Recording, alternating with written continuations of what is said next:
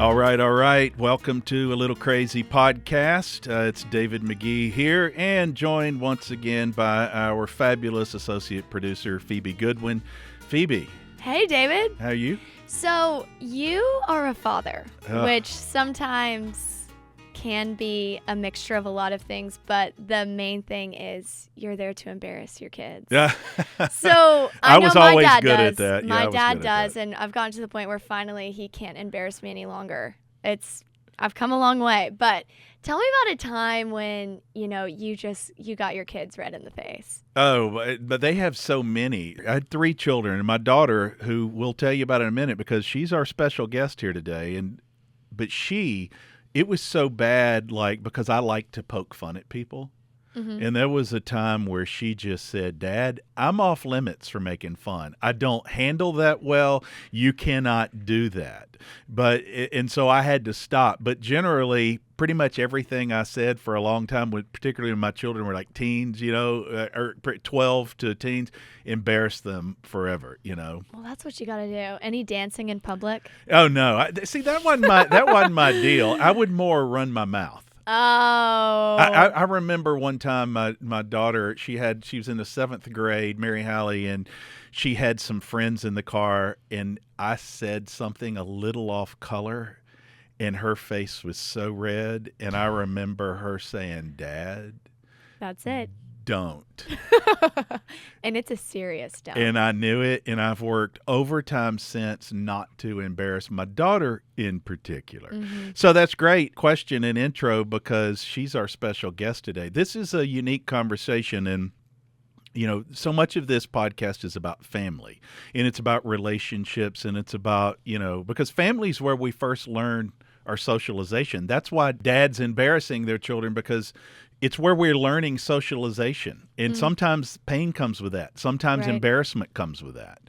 But it's also where we really are grounded in and learn our first love in that socialization. And it's not always easy, though. And our story certainly is more extreme in some ways than others. And my daughter, our baby of our 3, it's been a special relationship because there was a time where, as I mentioned in our first episode, she wasn't even speaking to me, and for good reason. But there's been a lot of healing. And so we're going to hear about her journey and how she's managed some of the things she's faced.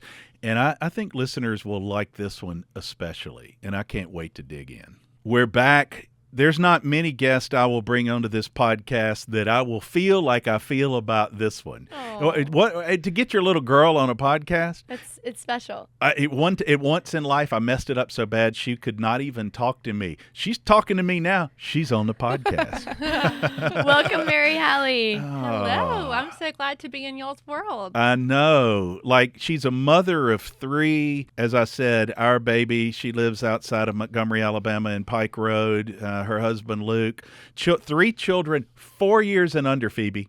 Wow. 3 children, 4 years and under. It's been wild.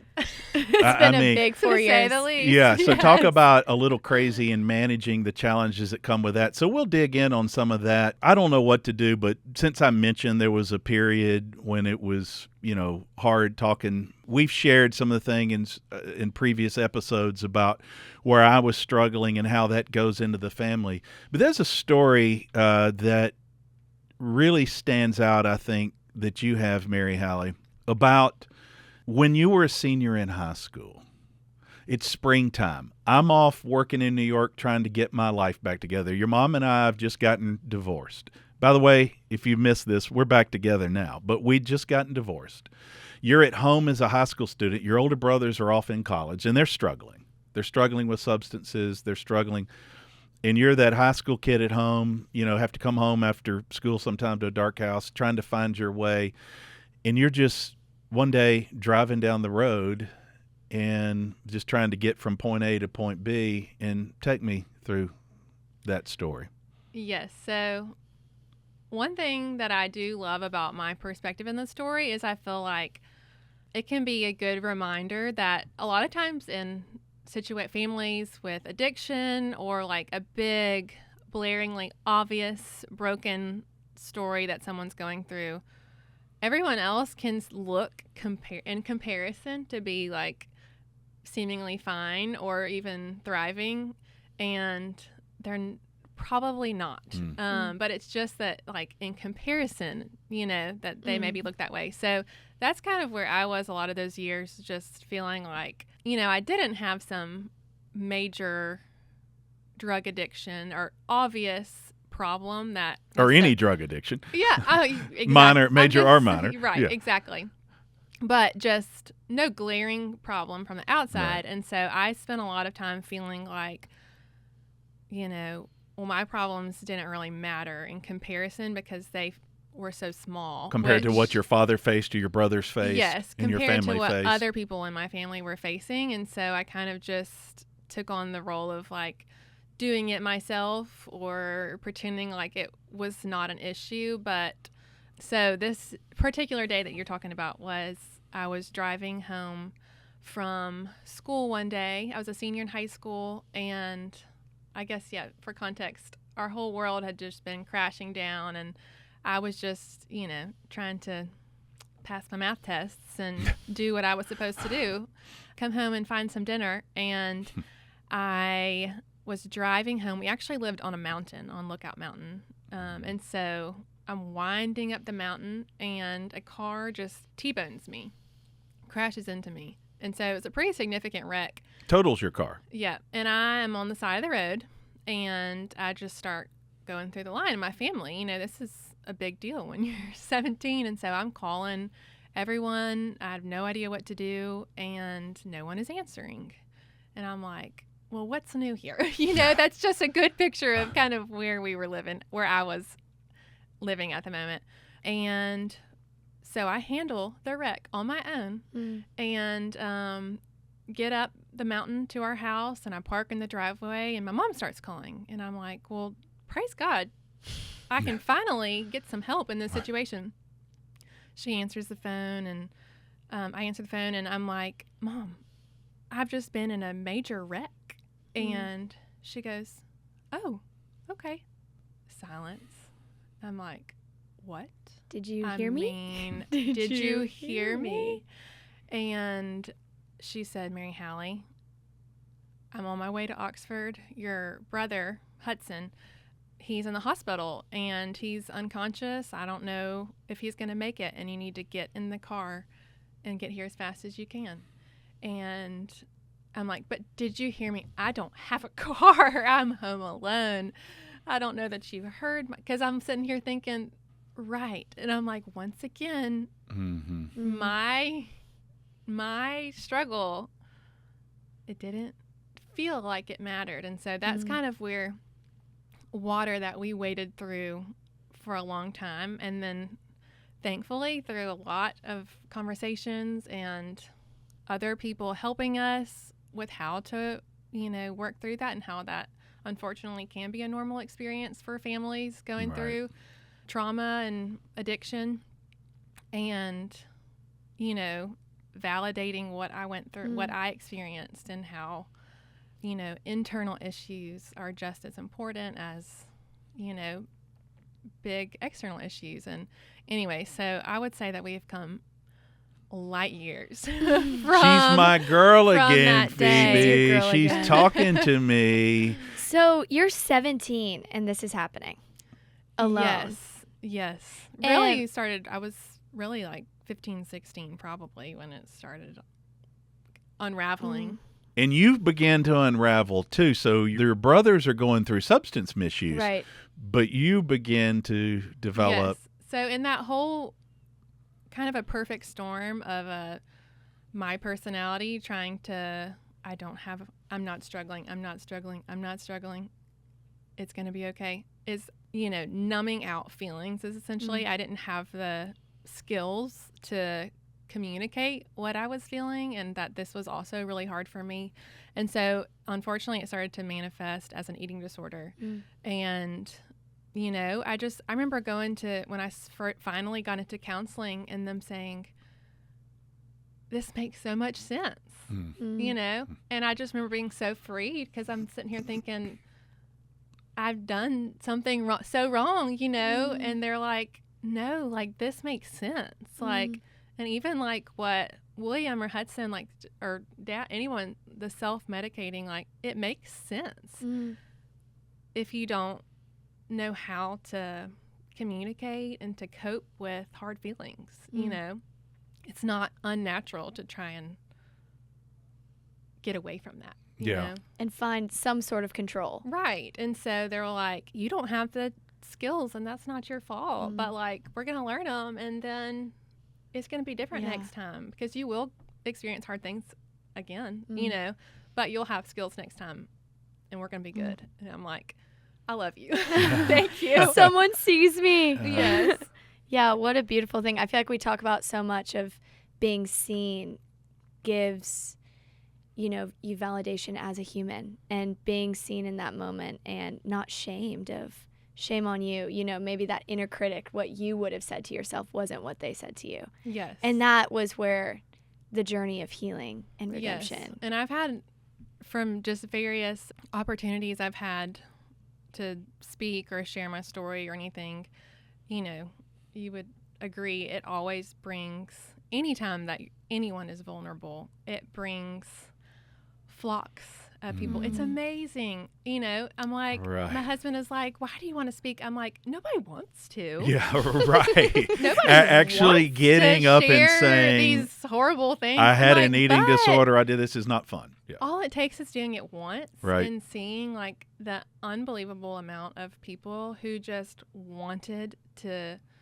they just, you know, everyone wants to be invited into a messy situation because everyone else can relate, you know? And so anyways, it only has taken a few times of sharing, and people, younger girls in particular, reaching out to me, like high schoolers and college girls. And I just like, it brings me so much joy to be able to just listen to them and to just think, what did I want in that moment? And to just listen to them, and usually to say that same thing, like, what you're saying, like, it makes sense. Like, you're not crazy. That does make sense. You're not crazy. You're not crazy. You know, and I'm like, I know it's not good, and we do want to do differently than that, but it makes sense, you know? I was invited to speak at a big sorority house a year or two ago, and, you know, there's 500 young women, and I'm thinking, I need to take my daughter.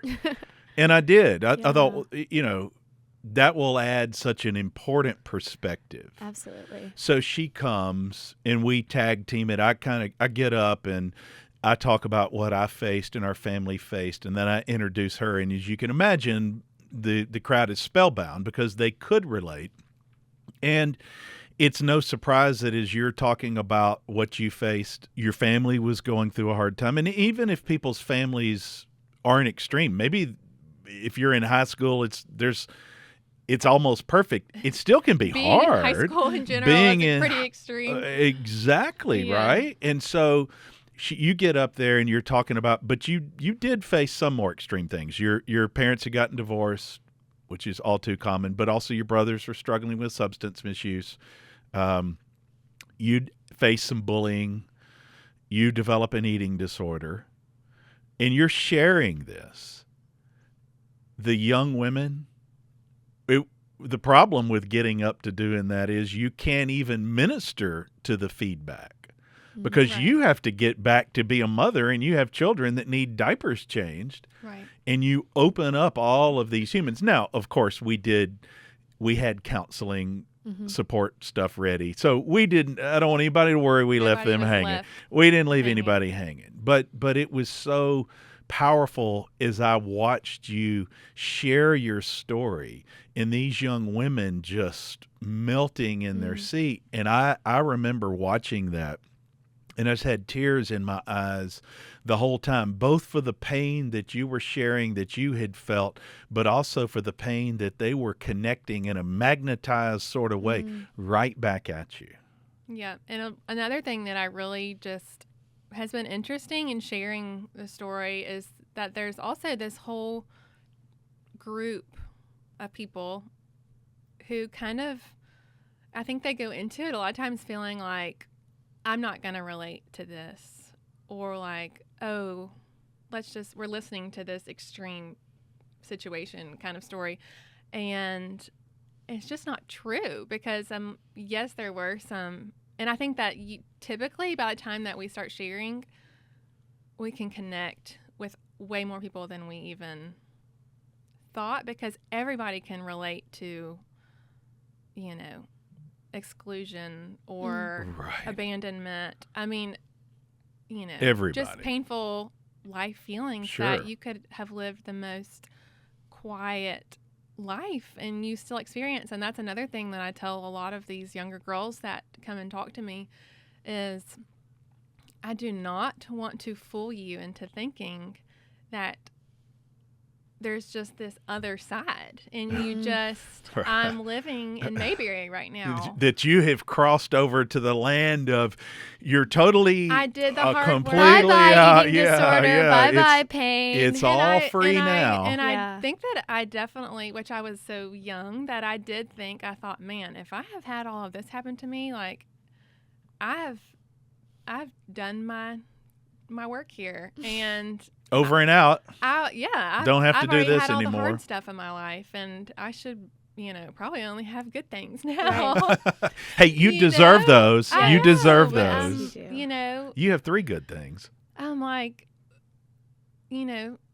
praise God, that's not how that works, because that wouldn't be any life, But I'm like, I'm just so glad that I have an opportunity to share with some younger girls that, you don't graduate or then get married or then have babies or then there's no milestone that it's just like you're free of, messy relationships or pain or sadness or whatever. But I took a lot of time to get the skills to be able to face my day without fear. I know who I am and I know, what I'm capable of handling and where to turn when I can't handle anymore, and so I don't go into my day with fear, but it's not because there's not Had you not gotten hardships.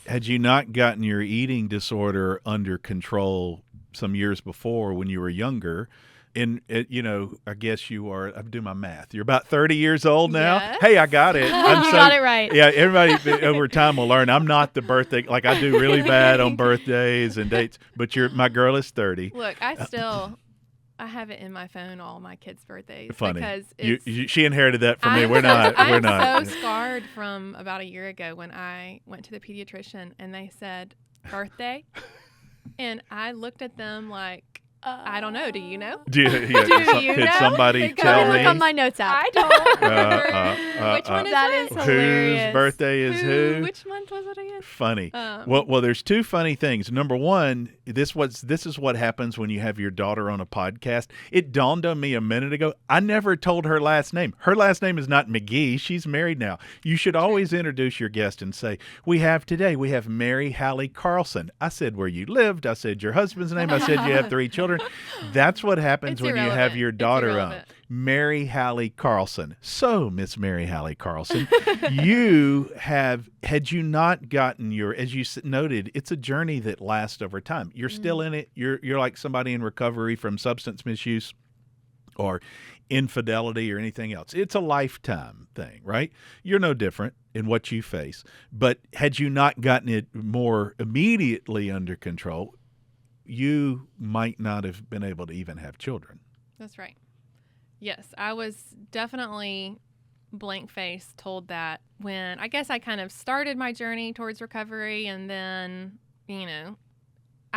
what's the saying? I'm going to get this wrong, but pretty much the essence is that relapse is part of the journey. I mean, it's more to, you almost, if you're alongside someone, you almost like expect it or plan for it rather than like be so shocked by it and trying to pick up the pieces. And so, it's not like it was a really linear journey. And so somebody, I think it was my nutritionist that I was with, and she said, Mary Halley, I have patients who have walked this exact same path with you. And if you go 2 steps further, you can be where they be. She's where they are. And she said, I have a number of patients right now who are struggling with infertility or unable to carry a child anymore because of the choices that they have made in regards to their body. And, that was just really eye-opening for me, because it has always been really a big dream of mine to be a mother. And so not that, that alone can really just snap someone who's out of something that they're really struggling with. But, I mean, if anything, I'm glad that for her honesty. I think a lot of times it takes a mix, because I'm the type of person who, my dad will laugh when I say this, but I'm the type of person who likes gentle encouragement and Yes. I don't like harsh chastisement or judgment. Don't come in hot and hard on Mary Halley. I'm like, she's I have like, learned Dad, as a parent, I'm like, I feel so bad because, yeah, I can be. yeah. I'm like, stern. is this? She was telling me, don't you like, and then I'm watching her with her own children. I'm like, hello, Who is this? what I has know. happened, my But little I'm like, girl you do here? need to know, all of my children are different, and they all will probably need a little bit of a different that's parenting right. approach. And I feel like me and William and Hudson were probably that way Right. too, a little bit, where, some people respond better to Right. firm Different things. hand or whatever. But I really am so thankful looking back that nutritionist was able to be so candid and so honest with me, because I think it's probably what I really needed to hear. Yeah, well, thank God for that, because I now have 3 grandchildren. I Well, I actually know. have 5, but I have 3 Three of from them are from that this family. one, and my goodness, they are some precious souls. And I they're at my house today, and to walk in that door, and it is a journey. And you think, like, life is full of crossroads, right? Mhm. And it's where we go in these intersections. Mhm. It's where we go in these intersections and the choices and actions we take or not, that determine where we go. Right. So for you, if you look back to Mary Halley's journey and even our journey in being able to better support her when she's struggling with an eating disorder, and it's creeping in. It was hard in our family. My wife and I are getting back together. We're remarried, but the boys are really struggling. Mhm. And you get through high school, you become a freshman in college, and a lot's happening at once. And it's not like you always say, it's not like you flip a switch and you're just out of this. I mean, you're Right. still in it. But to be honest, you helped us understand that we probably were giving more weight to the substance misuse issues than we were to the eating disorder. And now I've learned different. I've actually learned sometimes that can even be much harder in a treatment space and much more difficult, particularly when it's been set in for a while, because there's a lot wrapped up in that. You're in college, and talk about intersections. Like when I look at, like, here I am sitting here and have these grandchildren, and we have you. And again, it's not easy, and we'll talk about that more as we go. But there, you reach an intersection in college. You're invited to go hear a talk. Yes. So I am walking through the Grove at Ole Miss, and it's so strange. I have really not many memories of. It's kind of foggy in my head. I was at Ole Miss for my whole freshman year, and it's just foggy. We had a lot going on. I think that, again, I was just kind of trying to do the next thing, and it's just kind of foggy. But I remember this was in April, so towards the end of the year. I'm walking along through the Grove, and, it's that thing we're talking about where you just feel like so drawn to somebody who potentially really understands me. And so I see all of these people out here.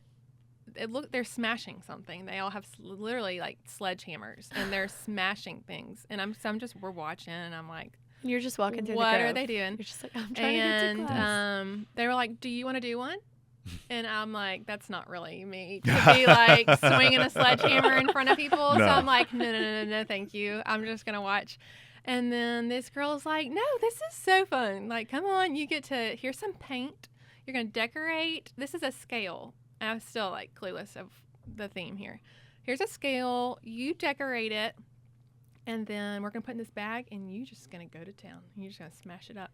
And I'm like, I'm by myself. And so I'm like, this is so awkward. But okay, I'm going to go for it. And so I paint my scale, and they put it in the bag, and they hand me that hammer. And I thought I was going to just swing once or twice. And I'm like, bam, bam, bam. And I'm sorry I missed that. It was so great. And so this was Southern Smash, which is an organization created by McCall Dempsey, and she is standing out there. And a former Ole Miss student. Yes, she went to Ole Miss, and she struggled with an eating disorder for about 10 years, and then after college got help and started this organization. And so she traveled to college campuses and high schools. And that was her whole premise, was to smash the scale. And they were inviting people to bring their own scales. That was the idea. You bring your own, and you get to just smash it to smithereens and see how good it feels. And so, and then they invite you to hear her speak that night. And I'm like, I think I like her. I think I really like her. I think I'm going to go where she goes. And so I went to the talk, and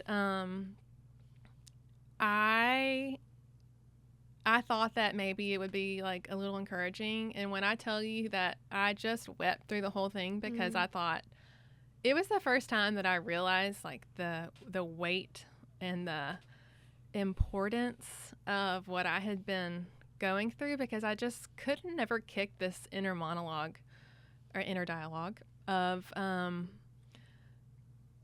this isn't a real problem.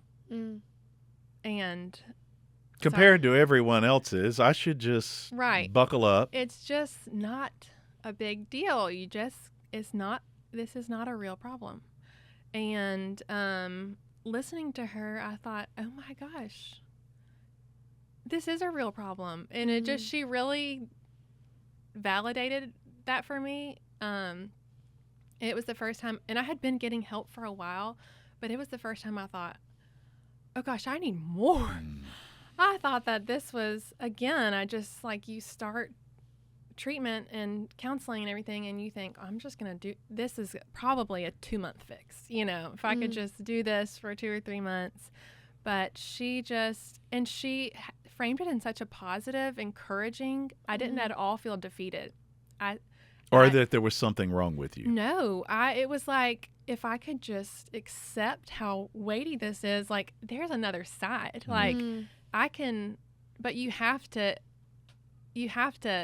accept what it really is to actually overcome it, Right. If you only make it out to be this big, you're only going to get that far. And so I feel like it was the first time that I really thought, man, this is really serious, but I can be like her. Like, she's living life. Like, there's another side to this.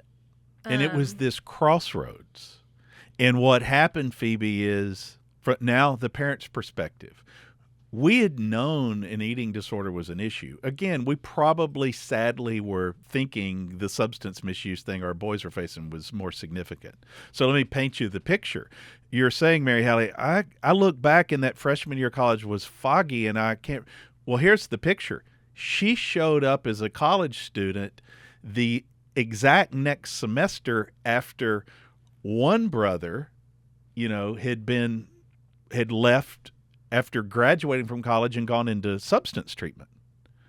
And another brother had been found essentially dead at a fraternity house. So she had walked into a place that we've never really talked about that much, but while you were not a partier, you were the exact opposite of somebody using substances, doing that. That was not your thing at all. In fact, you ran away from it. I know, and I feel so much pain that I know you've probably felt some overshadowing stigma, because here you arrive at the college, and your brothers were sick and they were facing a disease of addiction, but we were still learning about it so much. And here you show up as Susie sorority, and you're barely a drinker and barely want to be around it. But I feel like you must have felt some overbearing weight of, did they know one of my brothers went to treatment? Did they know one nearly died of an accidental drug overdose at a fraternity house? There. You're at the fraternity house, and your brother just months before had been found nearly dead of an accidental drug overdose there and Right. was right. And you're Right. having to walk in that, and you're not even allowed to speak about it because all your freshman friends just are there for the freshman year and the party. Right. Right. Right. It's definitely a big expectation as a freshman, even if you're not. And I don't ever want to be misleading. I was not a partier at all, but we did come from a very fast, which I think is Sure. a lot of where my brother's problems really snowballed, is because we did grow up in a very fast community where it was very normal, unfortunately, for middle and high school age students to be drinking, doing Sometimes even with marijuana, doing parental drugs. encouragement. Yes. And so I was very accustomed to I was at parties all the time from 9th, 10th grade on. It was just how it was. And so it's not that it was that big of a shock to be like around the party culture. I think it's just that I had probably held from a distance the pain, that I knew the boys were there struggling so much. And so then it was like I got there and I physically couldn't do anything but Feel sadness for where it could look go, at where I'm it sure. had been happening and meet the people that are like, oh, we know them. And it just became a lot more real for me when I had kind of held it at arm's length. It'd be like, for anything, out of sight, out of mind, you can Right. kind of paint a picture in your head of maybe what it is, but you go walk the grounds and you're like, well, man, this was is really real. real. And then This is I'm watching real. other, People you feel like watch my friends and people I'm close to doing it, and I'm like, man, this is really real. And you're swallowing I hate all of this. that, and your eating disorder is resurged. You'd started some counseling, but then Phoebe, that moment, what I was starting to say a minute ago, before I sidetracked on trying to rebuild the case of what you faced, is that intersection of a moment where this can go. So she's walking by these scales, and she's not the type of person to do it. She stops, she smashes those things. And so here, from a parent perspective, here's what we see different. Our daughter, who's trying not to be, her personality is not to be loud. It's not to be demanding. She's trying to be the opposite. She's the third child. She's the daughter. I'll just make everything okay. Keep my parents happy. Keep the peace. Keep it, keep it, keep it. She finishes with McCall Dempsey, who, by the way, we all still have a relationship with. And now she's coming onto the advisory board of the Magee Institute. We've gotten started at the university named after our late son. Mary Halley and I stay in touch with her both, and we've been able to really thank her, because here's what happened at this intersection.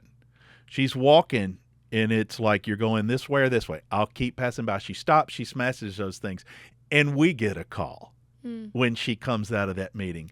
And I'll paraphrase, but here's what happens. Mom, Dad, I need you to see me, and I need you to hear me. What I am facing is every bit as significant and serious as what the boys have been facing, and I need some real help. I need help. This cannot go on any longer. And we're, whoa. Yeah. Well, daughter, we do see you and we do hear you, and we will get you that, help you get that help. And it started a new journey. I think it started a new journey in our relationship. I think it started clearly a new journey with you. And so now she's a married mother. And as you said, there's no putting an eraser to it.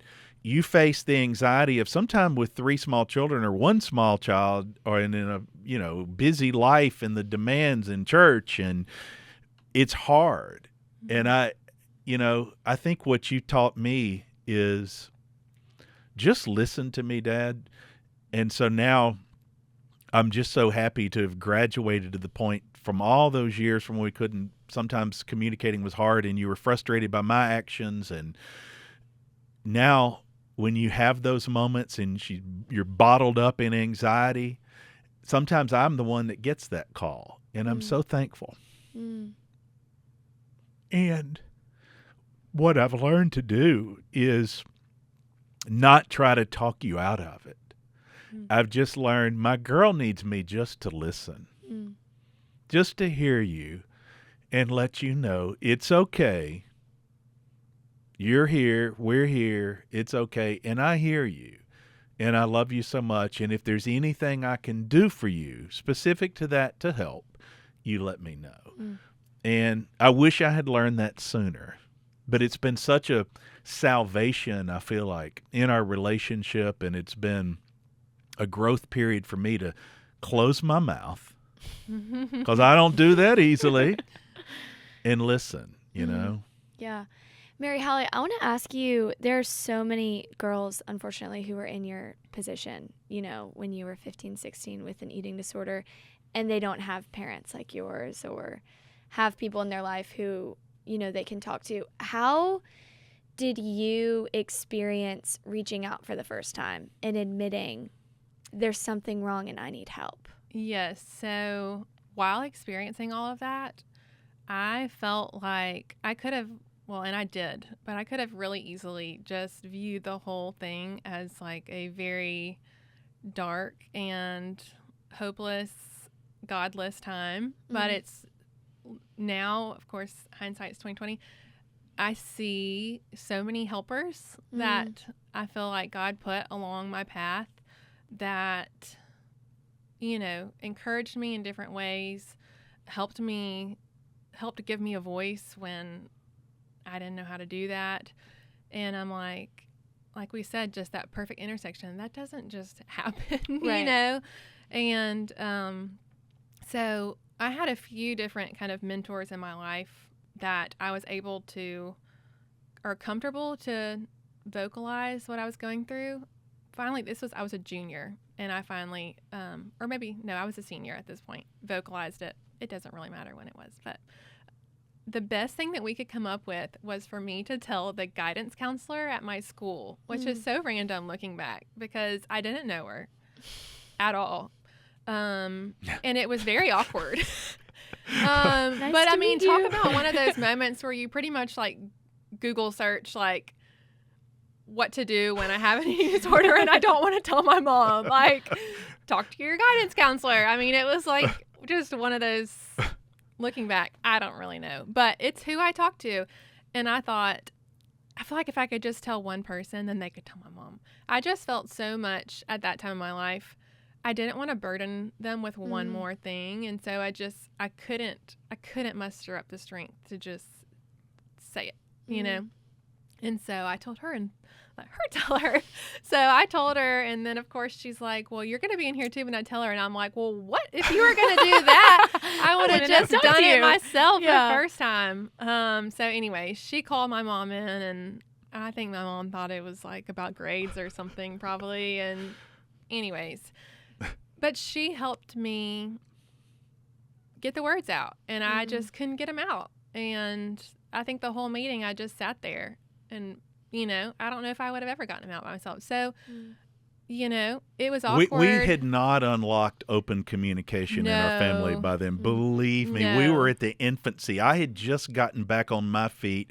I'm working in New York. And my wife and I, then ex-wife, are trying to repair our relationship and get back together. The boys are off to college. She and, you know, she's there. Mary Halley's trying to be a rock for her mother, who her mother is in trauma.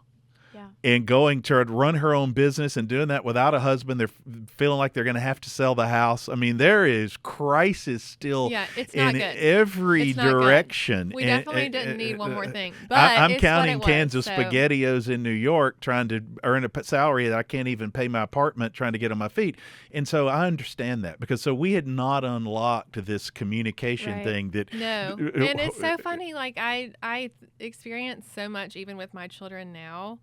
And I think that it feels so important to me because of what I experienced. But even with like small children, the importance of teaching them that they have a voice and that you can say what you feel. You can look at somebody and say, I don't like that, or I'm feeling overwhelmed, or, you know, that's a learned skill. That's so not natural, you know, to to know I have a voice and I can use it. And even if it makes this day really hard or ruins this person's next 6 months or whatever, I am worthy of navigating that, and we can make it through it.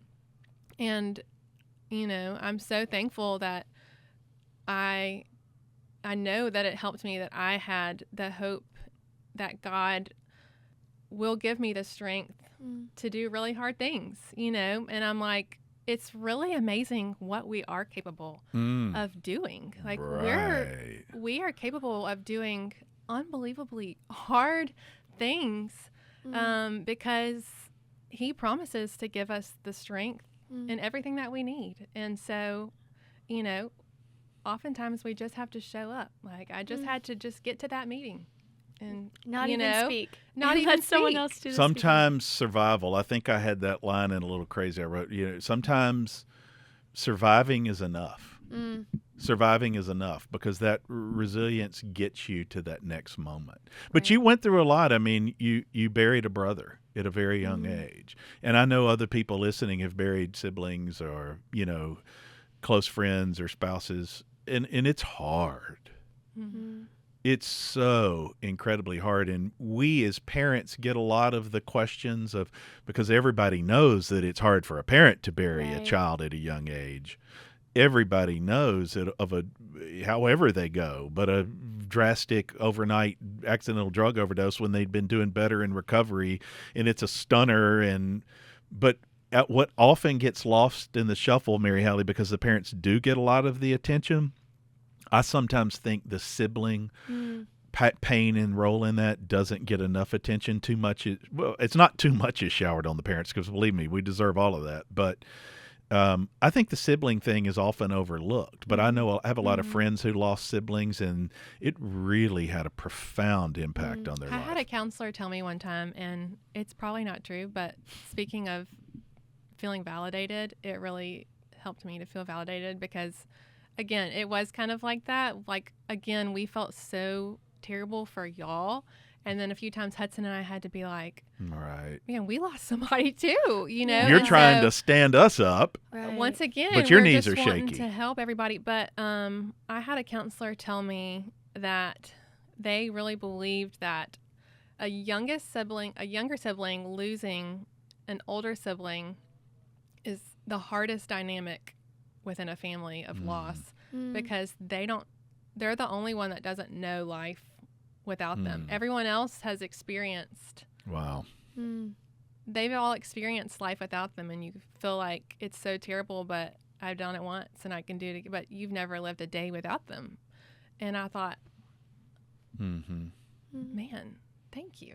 And again, it probably wasn't true, but they were just trying to help me feel seen in that. So, and we still talk about our late son William, and with the grandchildren now and at the house, we talk about it a lot. But a lot of years have passed now. A decade has gone by, and that diminishes it some. You never forget. You never forget. But there's all these new precious little humans who replicate, and we see bits of William in a personality here, or how somebody runs, or what they do, and that's fun. It's always there, but the family in itself, the family unit, is resilient and continues to remake itself and evolve. And it's a journey, it's a journey. Phoebe, we could go on all day on this. And so here's what we're going to do. We're going to head to the back porch in a minute. But do you have you always have these great questions of some upbeat way to end before we go. Do you have one for today for Mary Halley by chance? Yes. Well, I think we need to hear Mary Halley's side of things from you being her father from a young age. So we opened up talking about embarrassing stories. oh God. And your dad, he gave a couple examples, but I'd love to hear a story from you. How has your father embarrassed you? Let me go hide out for this one, but go ahead. It's like everyone thinks the same things, but Dad was just louder and said everything he was thinking. And so I feel like maybe because of that, I had more opportunities more frequently. But also I'm very easily embarrassed. So that would make us quite the duo. No doubt. Father-daughter duo. Dangerous Yeah. duo. Fortunately, I'm a learner, and I do it less and less Yes, and less. yes. Yeah. And I'm also less easily embarrassed, probably. But one time in particular that really stands out is I want to say, in 7th grade, middle school, and we are sitting in the church pews on Christmas Eve, and there is this particular boy that I have had my eye on for quite a while. And we just all know where this is going. It's just you already know the ending. I'm feeling embarrassed for And, you now. Of course, he was older than me, a little bit older, and so He was cute. having older brothers, I feel like I was probably always caught in a wheel of like, they have cute friends, and do they think I'm old enough to date them? Maybe, surely. And so, anyways, I had been trying to prove that I was old enough to potentially be a girlfriend, maybe. And my dad, just like I'm 4 years old, grabs my neck and pulls me in, and he's like, "Oh, my little Christmas Eve bunny." And like kiss all over me. And when I tell you that boy whipped around, he was sitting directly in front of me. He craned around and just looked in my eyes, and I can't unsee it. Like Still today. It will be the last thing you my ever face see. is red for that. Like, I'm so sorry. Oh, that I'm was so bad. sorry. And I looked up at him like, "How dare you?" How could you on Christmas Eve? I know. And now, of course, I'm like, "Oh, forget that boy. I wish I could go back to and be like, I love you too. I know. Yeah. Back to your father and go, I am your Christmas I Eve am. bunny. Yes, I know. am. It's Well, you right. are again today, and now she's back at that, and I can hug you today and say that, and you embrace it at the Yeah. age of Yes. 30.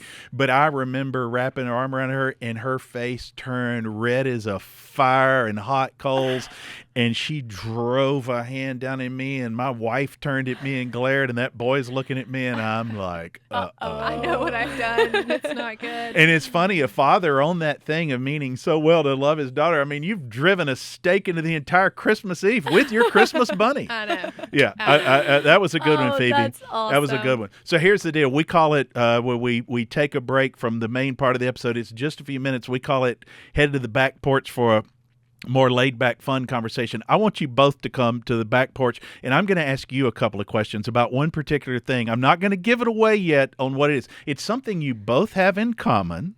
All right. It's something you both have in common that I know about, and we're going to discuss that for just a few minutes on the back porch. So stick with us. You don't want to miss that.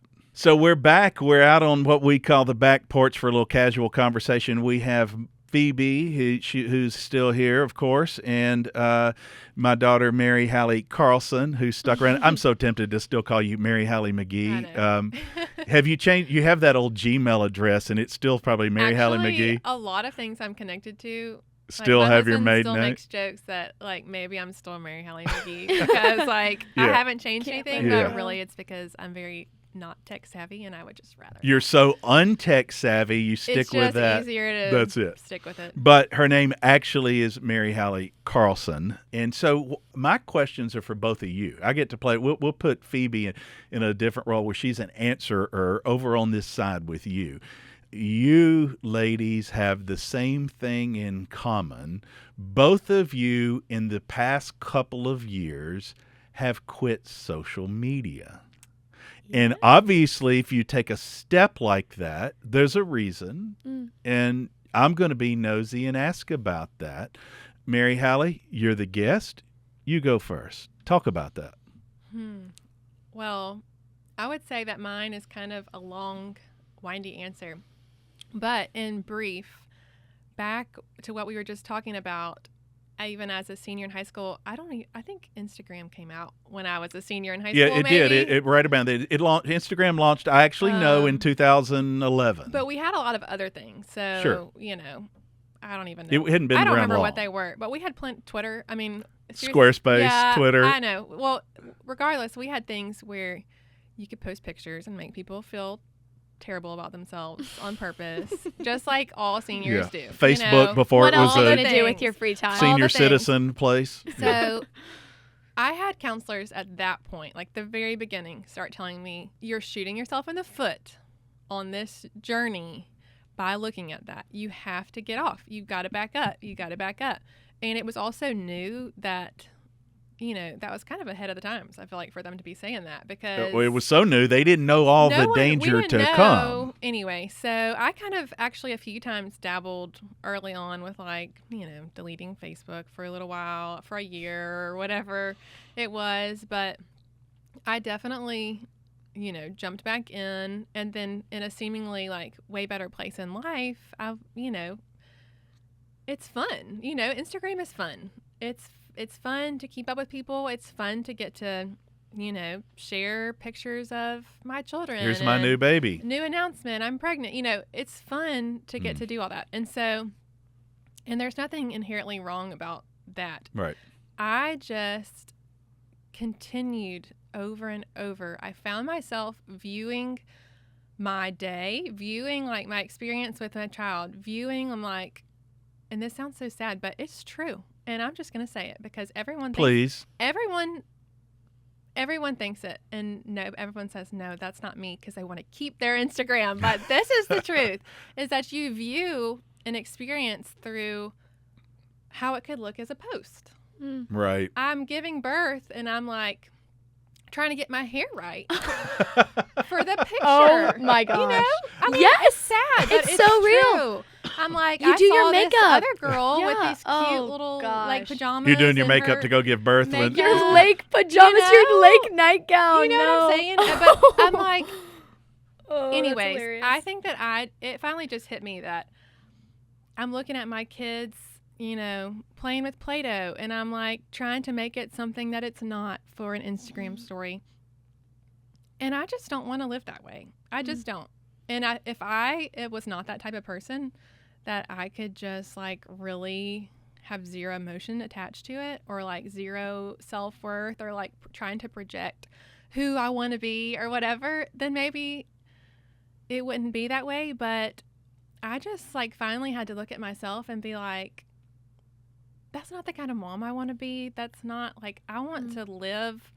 I want to wake up and go sit on the porch and drink my coffee. Just and to watch drink your my coffee. child, and not be thinking about what someone might think of that, or how many likes it would get. And again, someone else might not experience that, but Oh, I don't know about that. Hey, hit us up on the newsletter if you don't feel like that. Yeah, that's right. We've got a special prize for you. Yes, indeed. There's no question. And so, Phoebe, I think I recall you telling me that it happens. You do it your sophomore year, or am I? Yeah, am right I right? after my freshman I got year your of college. I got your age wrong once before, it's so I okay. may have this wrong too. But you're at the University of Mississippi. You're in a large sorority. The expectation, part of how recruitment is done, is messaging through social media and so forth. You abandon it. What happens and why? Well, I think I grew up around social media. So 2011, I'm in middle school. Everyone has Instagram at age 11, 12. Because no one knows what it is. Right. It's harmless. Seems So fun. You just share 11-year-old, pictures. Right.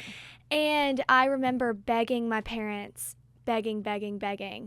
I need this. I want this. And I got it. And I thought it was great. And I was posting pictures. And I was living this life that people were seeing. And I was finally in the spotlight and could alter people's perceptions of me. And it was awesome until it wasn't. Right. Because then who am I? Am I this girl on Instagram? Am I me? Can I be funny? The girl that's bored at home. Yeah. Yeah, right. And it was that nobody would be interested this in, whole thing, or like maybe you were everybody. talking about everything I did. Oh, wait, do that again. Oh, Wait, let me get it. Oh, wait, I wow. need my hair. Oh, wait. Yeah. And I lost so much of my childhood Yeah. because I was so ready to be this old person. Yeah. And I wanted to be viewed as mature. And so I went through freshman year, and oh my gosh, social media in college should be illegal. I don't know Yeah. how you do it Yeah. because you are living 20 million other days and you have a million things going on in your day, and then you're worried about what other people are going on in their day. And I got to the point where I was like, if I look at myself one more time than I have to, I'm going to lose it. I'm so sick of seeing how my hair looks every single minute of every single day and seeing what my outfit looks like. And I just got to a point where I was like, why am I putting up with this if I Right. don't have to? Right. What is making me do this? Yeah. And it was this obsession with myself of Mm. I am awesome. I Right. am great. And it got to the point where I was at a crossroads.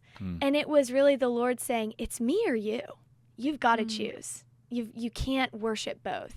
And I was so, and it's embarrassing to say, I was worshiping myself and how people perceived me and how funny I was, or this amazing picture I took, and oh my gosh, Yeah. Phoebe, blah blah blah. And It's so real. and I had to surrender it and be like, it's not me. This Right. isn't about me. And I will always let myself down, because if you get 600 likes on one post, you've got to get 601 on the next. Yeah. And there's Yeah. this constant progression. And when I deleted it, there was just this freedom of, I don't have to be cute all the time. And Right. I can have bad posture and my eyes can be closed in a picture, and Yeah. I can still love it because I'm remembering this day of wonder and excitement that I didn't have before. And I think, yeah, social media can be beautiful, and it's this awesome way of, Yeah. what are we doing Sure, here? It's sure. through social media We and use it in its, changing the world. Yes. And that so that's a great point. And two things I will tell you. One is, one of the joys of living in a college town is getting to watch the growth of young people. And I get to see a lot of young people here. I live in Oxford, Mississippi, where the university is based. And you talk about a blessing. I mean, it's amazing because you get to know students. I mean, that's how we met. You Yeah. were a friend of my niece, Right. Mary Margaret, and I get to know you that way. And I knew who you were anyway. And you'd been involved like in some community things. And I dare say, had you not quit social media, your college experience of things like that community involvement you did in things, I think it might go differently. It was a crossroads. Absolutely. I think your picture of your college year, the choices you would have made socially, because I think what I heard about you always is that toward the end of your college career, what your friends would say about you was a big compliment. You didn't feel like you had to go where everybody else went. So you probably did free yourself through the, I'm going to cut myself loose of being in that. But so the question is, though, I've had to learn the thing too. And so by the time this episode airs, you might be back on social media or you might not. I've had conversations with both of you. And so how I may be an older man, but I certainly have plenty of issues that I've had to battle against like years ago before social media. When I hosted a TV show, it was poison to me because I had a lot of those thoughts about myself too, and I did a rapid decline. Now I have learned very purposefully, I would say social media is not a negative in my life, Right. because I have learned this is a tool for my gain, Absolutely. not the other way around. And I don't spend hours in it. I use it as a tool. It's a good way to share video about a show. People will see images of each of you from this episode they would not find other ways. You could reach somebody and positively change their lives. I was watching this, and this girl, Halley Carlson, this woman, Carlson, I just see this video, and I can relate to that the same way you related to McCall. I'm not telling you to do it. I'm just saying there's two sides to the coin. I think, as you said early on, Mary Halley, so much of that depends on where am I with it. And I guess you can always, if you go back, you can always quit it again. Say, that's probably the only reason that I even am considering it, because I'm like, I know I'm confident in who I am. And so, I know that my value and my worth does not come from XYZ. And so I also am very unafraid in this season of my life to ditch something very fast. Right. That If it doesn't work, is goodbye. dangerous. That is dangerous. Or interceding between me and my children, my husband and I. I'm like, I'm not playing games with that kind of stuff. I'm like, the second that I found myself like slipping back, I would be like, see you later, because those are the most important things in the world to me, and I would go to great lengths to protect them. So, and when you know who you are apart from something, there's such a freedom knowing, I'm going to live life whether I post about it or not. And it's going to be just as beautiful and just as amazing. Right. That's right. And you've had some growth. The studies psychologically there's show growth in learning when you've been away from something. Well, because it's like a drug. To not wake up and just scroll, it's like a drug, right? Got a morning Absolutely. People that start substances. Sorry, I didn't mean to interrupt you. People that start substances at a young age, it becomes addictive. Their emotional intelligence and growth stops and is held back. And so when you free yourself and have some months and years of growth from social media, I'm not saying it won't be a problem again, maybe not. What I am saying is the studies show that you will have had emotional development, that you will have a much higher odds for having a different perspective and use of it. So here's what I say to anybody listening to A Little Crazy Podcast today, right now.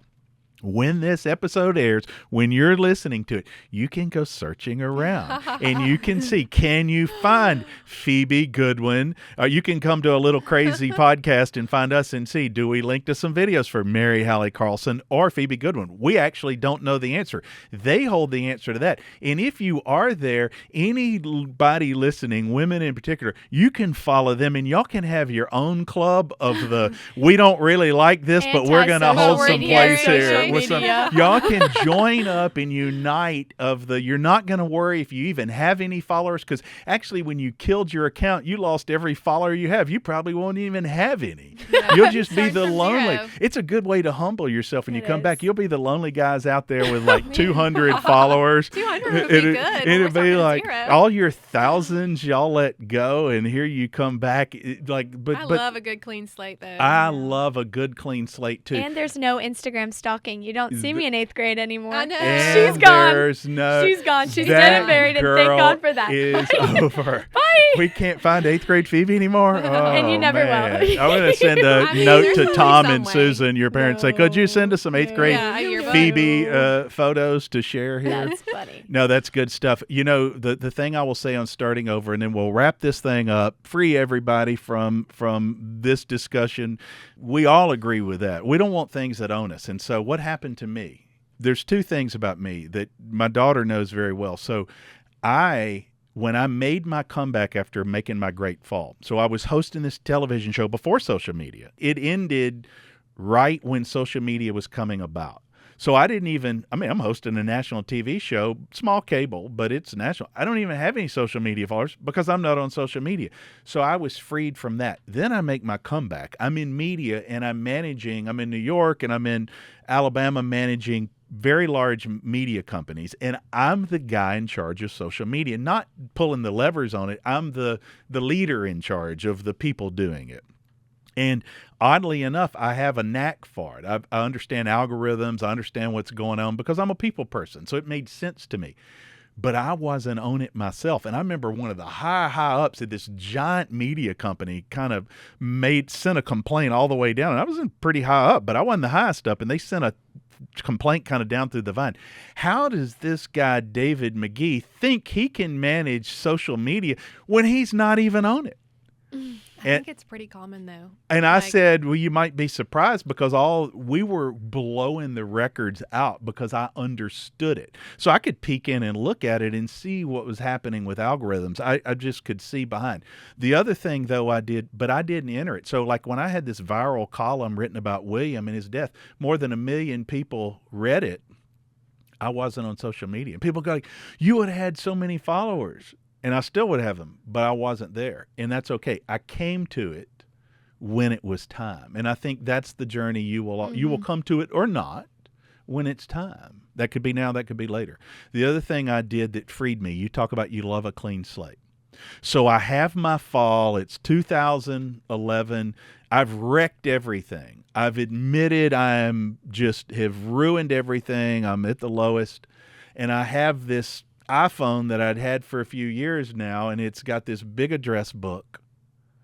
And a lot of people in there are unhealthy for me. And let me be clear, I'm probably unhealthy for them. I took my phone and purged it and lost every address I have, but I got one more. I took my email address and account that I have, which contained, I had no money, I was broke, and it contained literal offers for, do you want to help on a book? I needed work. It contained every contract I'd ever done. It had opportunities to work in the future. I took it and I deleted it to zero, oblivion. And the web address, the webmaster for it said, you do know you will never get this back. And he peeked in there. He said, there's some important things in here. There's some important things I think you need to see now. I said, I think you need to understand I'm deleting now. Delete. And I got that free start. And so then when I came back and I rebuilt my contacts, it was slower. When I rebuilt my email base, and it was different and slower. And even today, I still have a much slower database. So I think you did the right thing, and you can come back, when you're ready. I'm so thankful for you guys, and I'm so thankful y'all had this time together, and we're so appreciative you joined us on A Little Crazy. You can find us, on all social media. We'll promote the thing we have just bashed to oblivion. You can find A Little Crazy podcast. I hope you'll follow us. We'll talk about the unsocial media, but also more importantly, go check out alittlecrazy.com. That's where you can sign up for the newsletter. And there, it's free. We're not even going to charge it. You can find out about every episode of this podcast. Like, we'll share more information about Mary Halley Carlson and all of our guests on there. And you can engage in the comments. Tell us what you like, what you don't like. Check it out, alittlecrazy.com. We'll see you next time. I do hope you come back.